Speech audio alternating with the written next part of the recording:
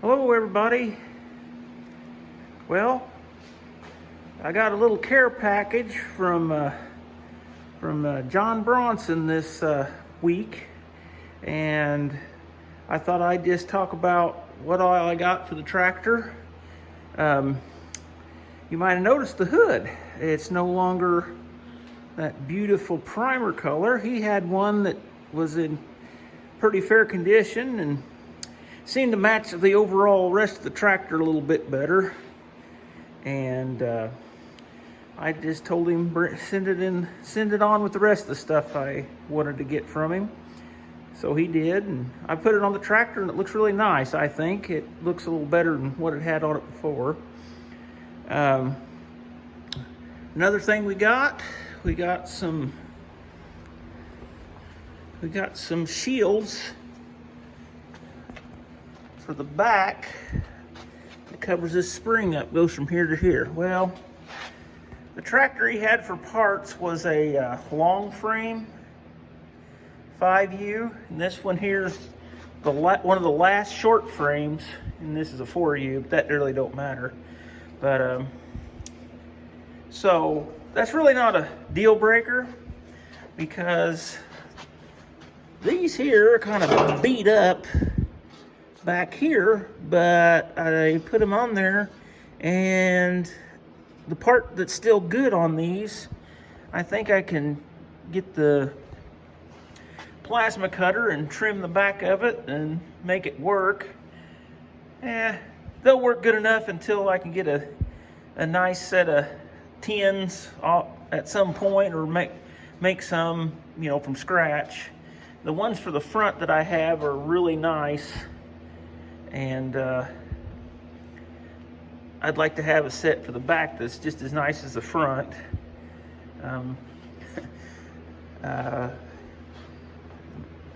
I went ahead this last week, and up here I pulled the fuel filters out of this. It had a leak up in here. It always dripped a little fuel. You can see down in here this puddle here that's left, but it would leak it down, and I was like, I'm going to figure this out. And my fuel pressure was always low. Well, I had this fuel pressure gauge that I bought, and I had looking at it, and it's saying, good is like 14 is like the end of it. So I got online. I went to on the Antique Caterpillar Machinery Club's website. They got some really smart individuals on there, and did some research on there. And I found out on this gauge here, you can't hardly see it. It's pretty dark.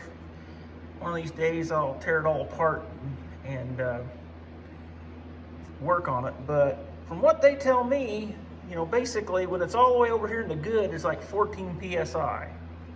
I'm not for sure if that's 100% right or not, but when I start the tractor, it idles, it'll be about right here, and then once I get it wound up, running, it'll swing all the way over to, it'll peg the gauge. But if it's idling, it goes back down. I mean, the fuel filters are brand new on it and everything like that, so I don't know if I got a fuel problem or not. Feel free to leave me a comment if you know for sure about that. But I do know that this gauge, basically it'll peg it right down, once it gets wound up.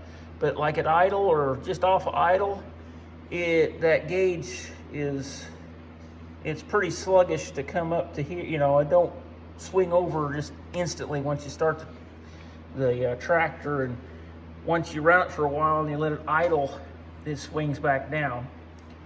I don't know. I pulled the regulator, looks like down in there in the bottom of the fuel line. There's a spring and a valve. Well, I read there where you could kind of take that spring and kind of stretch it out a little bit and get a little more fuel pressure, and it did. It brought it back up where it's supposed to be as far as what it's running. But when it's at a slower idle or whatever, it kind of, well, it doesn't swing that gauge over. I don't know if that's right or that's okay, so let me know. But I put a new gasket on this, made a gasket for the this block. I had that, when I had that off, I put a new gasket on it, made a new one. And when I had the fuel filters out, I made a new one. And I also found out that this new gauge that I got was leaking back here. So I ended up putting the old gauge in there to fix the leak. So I guess it really likes its old gauge, because when I first got the tractor, it was stuck at high.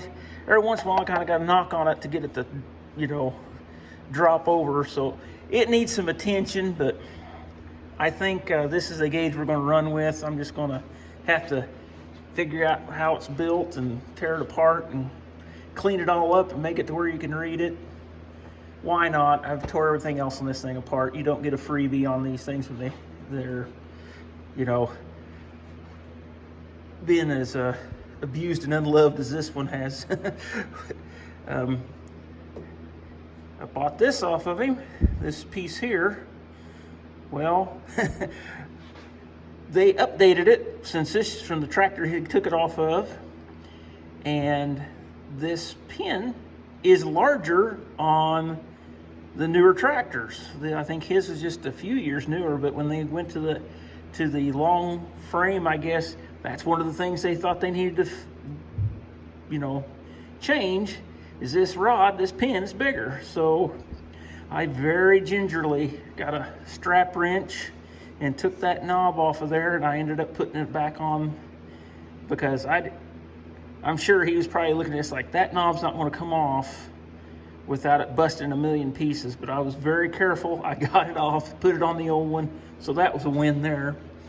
He got me the correct valve, but I haven't put it on yet.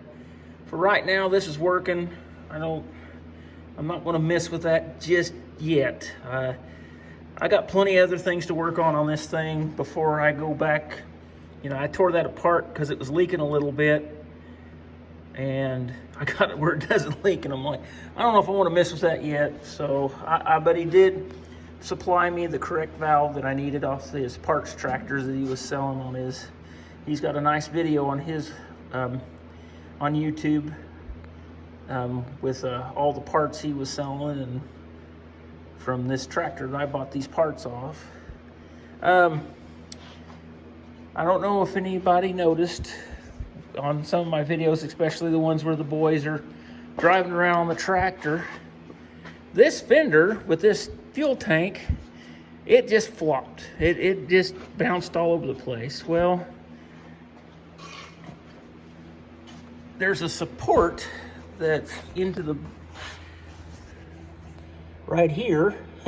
I made one out of some box tube, and I tried to mimic the factory bracket, because I have a perfectly good one on the other side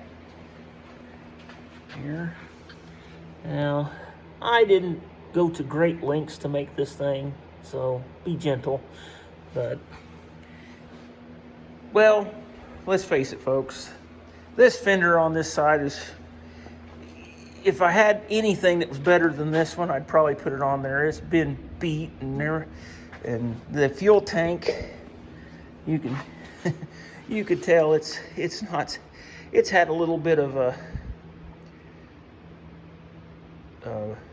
hard life. It's all beat up. So I'm going to be on the search for a different fuel tank, one that's, you know, a little bit nicer. I'm going to try to find me some fenders, because they had this fuel tank on brackets, and it sit way out here like this far out off the fender. You could see where they had them welded, and well, it's just it wasn't a good idea to have it that way, I guess. For whatever reason they had it that way. Probably the winch that they had on the back. But anyway, we got this one. It's a lot solider now, but there was an actual reason why I had to do that. All this work on this stupid gas line I've been working on. I come out here one day and I looked at it. Right there was fuel coming out of that fitting. And I'm like, all right. So I got my big 15/16 wrench and gave it a crank, a little tighter, and it quit. All right. Good. Drove the tractor. There'd be a fuel leak there. I dried it all off, tightened it up. It wouldn't leak a drop. Drive the tractor, it'd leak. Well, what was happening was, it didn't matter how tight you put that thing, that fuel line, now, you can't see it now. My hand's shaking the camera more than, but that fuel fitting was at an angle. Yeah, it's going straight now. It was like this, so that flare was basically trying to, the tractor would run and shake and move around, and that fitting, no matter how tight you would get it, you know, it would move around in that flare and then it'd start leaking, you know, after you drove it. So I made these brackets for this fender until I can get some better ones, and hopefully that'll solve that leak there. But I've been battling fuel leaks on this thing just left and right. You fix it and come back and it leaks some more. So I haven't got the mechanism, the lever and the rod made yet, but I did get into that PTO and I got it to work. It was kind of stuck, it was froze. I got it. It turns just like it's supposed to. You can turn it on and off just like it's supposed to. I need to pull that gear off of there. I haven't got that off yet, but I got put that lever on there and the rod and put the drawbar on. I need to get that done. And another thing that I got from John was a belly pan. I've been looking for a belly pan for this thing. Well, I bought one off of before. I got it and I was like, it was pretty beat up. It was cracked and welded, and they blew some new holes into it, shortened it up. So it was kind of ugly, and then the one I got off of John, of course, it was from a longer frame tractor, and where the hook goes onto it, it was a little pulled out, you know, 60, 70 years of, being a bulldozer, Well, it happens. And I'm good with it, because between the one that I bought before and the one that I got now, I have enough. I could cut it in two and re-weld it, and it'll be perfect. It won't look any worse than any of the rest of this. And if you really want to get underneath there, on your back and say, hey, that's been welded, be my guest. While you're down there, you'll probably find a lot more stuff that's worse than that. So I'm happy. I got me a belly pan like I'm supposed to. So one of these days, I'm going to try to get I'm going to make the grill guard. And I got a plan for that. One of my viewers got a hold of me. He says, I can get you a print for that guard. And I'm like, you are my new best friend. So he got that print for me, and it's already paid for. It's already, there's more information in that couple of drawings than I could have ever got just by looking at the book. There's a couple things that's in that drawing that is different than what's in the parts book. And I do have a photograph or two of what's left of the original grill guard for this. And if you might have remembered from some of my earlier videos, I was thinking that this had a bumper on the front. Well, I was mistaken. It did not have a bumper on the front. It just had a grill guard on the front. It had the bars that come down the side, you know, for the front mounted equipment that connects it to the bell housing, and the belly pan, and it had the front guard but no bumper. So you could see, there's my frame rails. I haven't got them put on there yet. I figured I got to get this fuel leak problem all taken care of before I can put those on. Well, it'll be much easier to work on before I put you know, I'm gonna try to get it all fixed before I put them on there, because why put more stuff in my way? But then, if that wasn't enough wonderfulness from Minnesota, this is the best part right here. This is great. So, as you can see, I got my book, aka Squatch, right here. This is the lights that's supposed to be on my tractor. 2F9300. Well, those I like to refer to those as tic-tac-toe lights. I don't know why, but I think they remind me of a tic-tac-toe board on the front guard. So, and when I was at Elkander, I think that's how you say it, I got some of these brackets. Well, these are actually, I think, for the back of the tractor, but actually you can use them anywhere you want.